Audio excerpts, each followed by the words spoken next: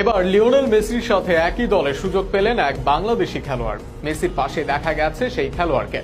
আর এটা কোনো নিছক গল্প নয়, বরং এমন ঘটনায় প্রকাশ করা হয়েছে ফুটবলের সর্বোচ্চ নিয়ন্ত্রক সংস্থা ফিফার পক্ষ থেকে।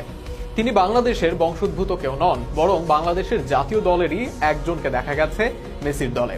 লিওনেল মেসির সাথে একই কাতারে থাকা যে কারো জন্যই ভাগ্যের বিষয়, আর সেটা যদি হয় বাংলাদেশের কেউ, তবে সেটা যেন ভাগ্যের চূড়ান্ত রেখাকেই ছাড়িয়ে যায়।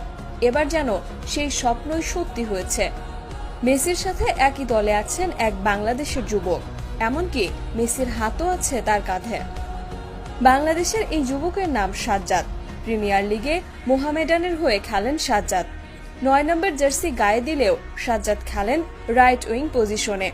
তবে নিজেকে দলের প্রয়োজনে পিওর নাম্বার 9 হিসেবেও গড়ে তুলতে চান তিনি। এবার জায়গা পেয়েছেন মেসি